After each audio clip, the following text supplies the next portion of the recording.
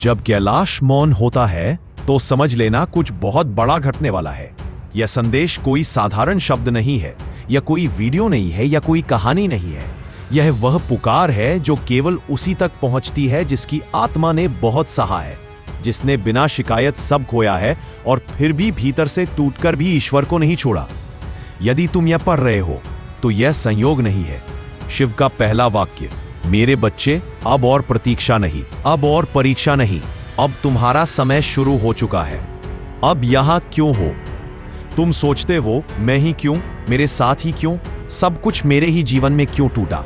पर सच्चाई यह है, तुम्हें चुना गया था। चुना गया था इसलिए क्योंकि तुम टूटने के बाद भी कड़वे नहीं हुए, क्योंकि तुम रोने के बाद भी निर्दयी नहीं बने, क्योंकि तुम्हारे पास शक्ति थी पर तुमने उसे अहंकार नहीं बनने दिया।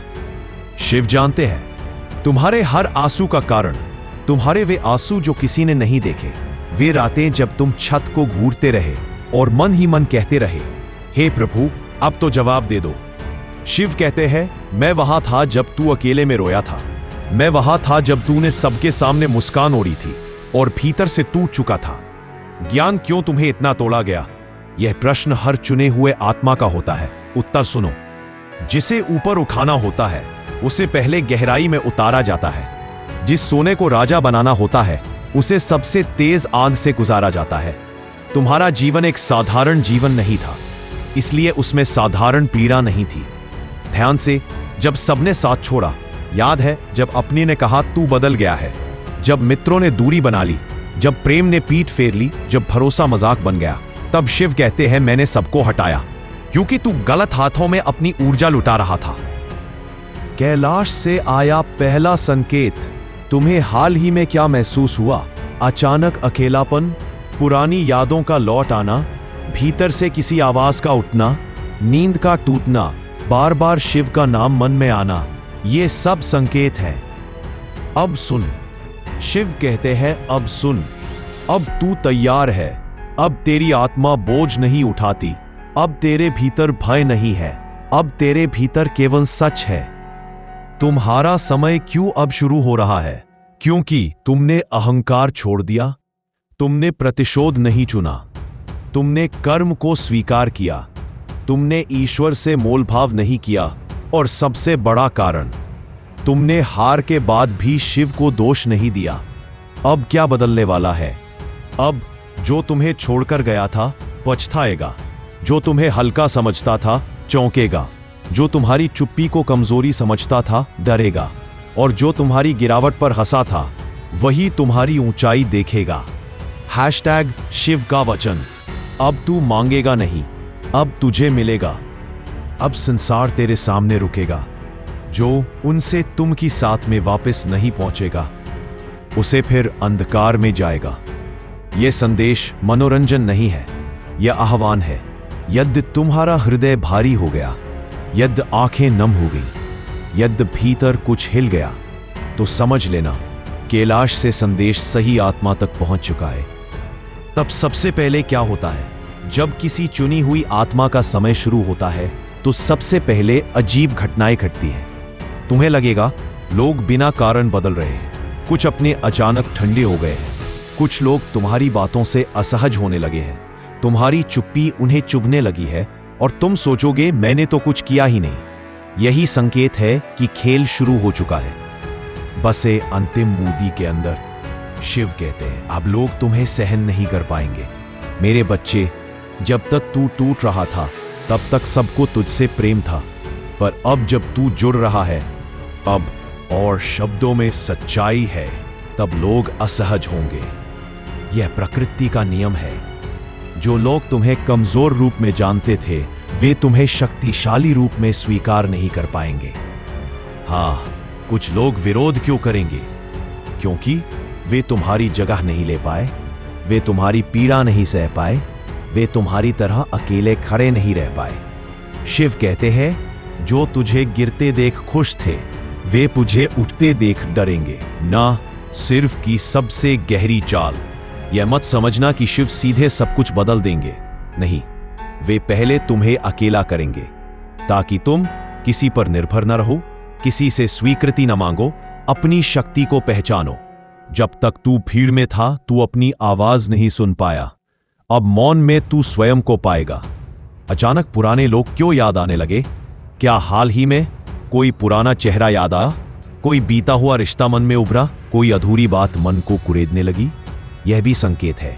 शिव कहते हैं, मैं पुराने अध्याय सामने रख रहा हूं। अब पछतावा नहीं, गुस्सा नहीं, सवाल नहीं, बस स्वीकार और विदाई। अब तुम्हारे भीतर क्या बदल रहा है? ध्यान से सुनो। अब तुम कम बोलते हो, भीड़ में भी अकेले रहना सीख रहे हो, दिखावे से चिढ़ होने लगी है, झूठ सहन नहीं होता, आत्मसम्मान जाग चुका है। यह साधारण बदलाव नहीं है।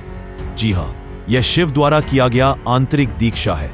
शिव कहते हैं, अब तू झुकेगा नहीं पर कमजोर नहीं।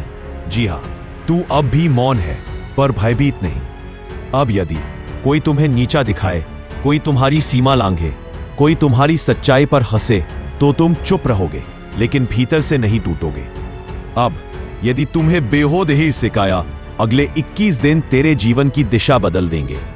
इन 21 दिनों में कोई बड़ा निर्णय सामने आएगा, कोई छुपा हुआ सत्य उजागर होगा, कोई व्यक्ति अपना असली चेहरा दिखाएगा और कोई अवसर अचानक प्रकट होगा। ध्यान रखना, डर के कारण पर तुम्हें कुछ करने की जरूरत नहीं। शिव स्वयं कहते हैं, जो तेरे विरुद्ध षड्यंत्र करेगा वह अपने ही कर्म में उलझेगा। जो तुझे बदनाम करेगा उसकी सच्चाई स्वयं सामने आएगी। याद रखो, शिव न्याय करते हैं, प्रतिशोध नहीं।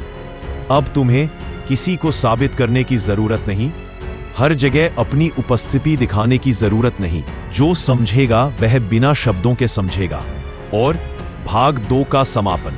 यदि तुम्हें यह लग रहा है कि यह सब मेरे जीवन से मेल खा रहा है, तो यह केवल लगना नहीं है, यह पुष्टि है। एक सत्य जो बहुत कम लोग जानते हैं, हर संघर्ष दिखाई नहीं देता, हर शत्रु सामने नहीं आता और हर युद्ध हथियारों से नहीं लड़ा जाता। कुछ युद्ध ऊर्जा के स्तर पर लड़े जाते हैं। शिव कहते हैं, मेरे बच्चे, सबसे खतरनाक शत्रु वह नहीं जो तुझे गाली देता है, बल्कि वह है जो तुझे देखकर मुस्कुराता है और भीतर से तेरी रोशनी चूस रहा है। अब सच्चाई का कौन होता है? ऊर्जा चोर वह होता है जो हर बार तुमसे मिलने के बाद तुम्हें थका हुआ छोड़ देता है, जो तुम्हारी बातें सुनकर स्वयं को श्रेष्ठ महसूस करता है, जो तुम्हारी पीड़ा में सहानुभूति दिखाता है पर भीतर ही भीतर तुलना करता है, जो तुम्हारी सफलता पर हाँ ठीक है कहकर विषय बदल देता है। वह मित्र हो सकते हैं, वह रिश्तेदार हो सकते हैं, वे पुराने प्रेम भी हो सकते हैं। अब सच्चाई का कौन होता है जो हर बार तुमसे मिलने के बाद तुम्हें थका हुआ छोड़ देता है? शिव कहते हैं, तू थका इसलिए नहीं क्योंकि तू कमजोर था, बल्कि इसलिए क्योंकि तू गलत जगह अपनी ऊर्जा बहा रहा था। अब समझ, शिव ने क्या किया है चुपचाप? बहुत कुछ। उन्होंने कुछ लोगों को तुमसे दूर किया, कुछ को स्वयं दूर जाने दिया, कुछ को असहज कर दिया और कुछ को तुम्हारे सामने ही उनकी असलियत दिखाने दिया। मैंने तेरे चारों ओर रक्षा चक्र खींच दिया है, उदास से दे। अब तुमसे क्या महसूस हो रहा है? यदि तुम ईमानदार हो तो तुम मानोगे। अब हर किसी से बात करने का मन नहीं करता, अब कुछ लोगों की आवाज चुभने लगी है, अब छोटी बातों पर क्रोध नहीं आता, अब भीड़ में भी मन अलग रहता है। यह अलगाव नहीं है, यह उन्नयन है। 9 एक गुप्त संकेत, बहुत ध्यान से। यदि हाल के दिनों में तुमने सपने में शिव को देखा, या डमरू, त्रिशूल, नदी, पर्वत, या अचानक शिव भजन नाम बार बार सुनाई देने लगा, तो जान लो शिव ने सीधे संपर्क किया है। मैं संकेतों में बोलता हूं क्योंकि तू अब शब्दों से आगे बढ़ चुका है। जो तुम्हारे विरुद्ध षड्यंत्र कर रहे हैं, तुम्हें नाम जानने की आवश्यकता नहीं। शिव कहते हैं, जिसे मैं, कोई अपने ही शब्दों में फंसेगा, कोई अपने ही निर्णय से गिरेगा, कोई अचानक अप्रासंगिक हो जाएगा। न्याय शोर नहीं करता, न्याय घटता है। अब तुम्हारे भीतर कौन सी शक्ति जाग रही है? ध्यान दो, अब तुम झूठ तुरंत पहचान लेते हो, लोगों की नियत शब्दों से पहले समझ जाते हो, किसी की बातों में छुपा स्वार्थ महसूस कर लेते हो, और सबसे बड़ी बात, अब तुम ना कह सकते हो, यह साधारण समझ नहीं, यह रुद्र बुद्धि है। अब एक परीक्षा, जो अभी चल रही है। शिव कहते हैं कि तू अपनी शक्ति के साथ विनम्र रह पाता है या नहीं। तुम अहंकार में नहीं जाओगे, तुम दूसरों को नीचा नहीं दिखाओगे, तुम अपने मौन को हथियार नहीं बनाओगे, तो अगला वरदान रोका नहीं जाएगा। एक बहुत बड़ी चेतावनी, अब तुम्हें अपनी योजनाएं सबको नहीं बतानी, अपने अगले कदम का प्रचार नहीं करना, अपनी शांति को बहस में नहीं लाना। शिव की कृपा मौन में फलती है। हर चुनी हुई आत्मा के जीवन में एक रात आती है। वह रात सामान्य नहीं होती। उस दिन कुछ भारी लगता है, मन अजीब सा बेचैन रहता है, बिना कारण हृदय तेज धड़कता है, नींद आंखों से दूर भागती है और आत्मा कुछ कहती है, आज कुछ होने वाला है। यही वह रात है। दा शिव कहते हैं, आज मैं तेरे सामने खड़ा हूं मेरे बच्चे। अब तक मैं तुझे तैयार कर रहा था। आज मैं तुझसे एक प्रश्न पूछूंगा और उसका उत्तर तेरे पूरे जीवन की दिशा बदल देगा। यह प्रश्न शब्दों में नहीं आएगा, यह परिस्थिति बनकर आएगा। दादा, वह निर्णय जो अब टल नहीं सकता। तुम्हारे सामने अब दो रास्ते होंगे। पहला रास्ता पुराना, जाना पहचाना, जहां डर है, जहां लोग है, जहां सुरक्षा है, लेकिन आत्मा घुटती है। दूसरा रास्ता अनजाना, अकेला, जोखिम भरा, लेकिन भीतर से सच्चा। शिव कहते हैं, मैं तुझे धक्का नहीं दूंगा पर मैं तुझे बचाऊंगा भी नहीं, यदि तू फिर वही चुने जो तुझे तोड़ता है और अब तुझे बचाने के लिए नहीं। यही प्रश्न तुमसे। शिव कहते हैं, उस प्रश्न को जब आत्मा करता है तो बनस का पूरा 10 मिनटें है अनपिक्चर्ड सस्ता पात्रा। यह रिश्तों को बदलेगा, यह पहचान को बदलेगा, यह जीवन की गति को बदलेगा।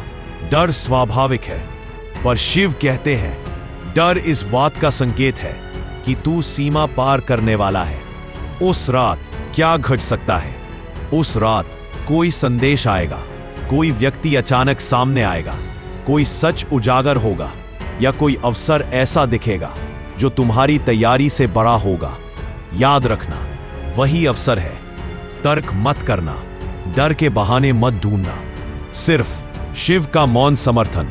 शिव तुम्हें आवाज देकर नहीं बुलाएंगे, वो भीतर शांति देंगे, परिस्थिति को स्पष्ट करेंगे, विकल्पों को नग्न कर देंगे। अब तुझे समझाने की जरूरत नहीं, अब तुझे पहचानने की क्षमता है। उस रात जो पीछे छूट जाएगा, तुम्हें कुछ छोड़ना पड़ेगा, कुछ रिश्ते, कुछ आदतें, कुछ पहचान और सबसे बड़ा, दूसरों की अपेक्षाएं। शिव कहते हैं, जो तेरे साथ नहीं चल सकता उसे तेरे मार्ग से हटना ही होगा। उस रात आत्मा का पुनर्जन्म।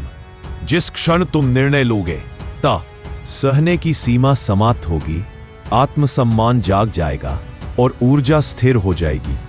यह मृत्यु नहीं है, यह पुनर्जन्म है, एक गहरी सच्चाई। अब लोग कहेंगे तू बदल गया है, और वे सही होंगे, पर शिव कहते हैं तू बिगड़ा नहीं है, तू जागा है। अब शिव की प्रत्यक्ष रक्षा। इस निर्णय के बाद जो तुम्हें नुकसान पहुंचाना चाहेगा वह सफल नहीं होगा। जो तुम्हारे मार्ग में बाधा बनेगा वह स्वयं हट जाएगा। जो तुम्हें गिराना चाहेगा वह स्वयं गिरेगा। अब युद्ध तुम्हारा नहीं है, एक अंतिम परीक्षा बहुत सूक्ष्म। यदि इस शक्ति के बाद तुम दूसरों को तुच्छ समझोगे, तुम अहंकार पालोगे, तुम स्वयं को श्रेष्ठ मानोगे, तो सब रुक जाएगा। शिव कहते हैं, शक्ति को संभाल पाना ही सबसे बड़ी सिद्धि है।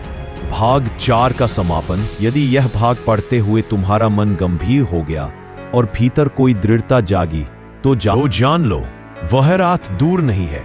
अब आपके जीवन में बदलाव आना शुरू हो जाएगा। बस आप इस दिव्य मंत्र चैनल को सब्सक्राइब कर लो। हर हर महादेव।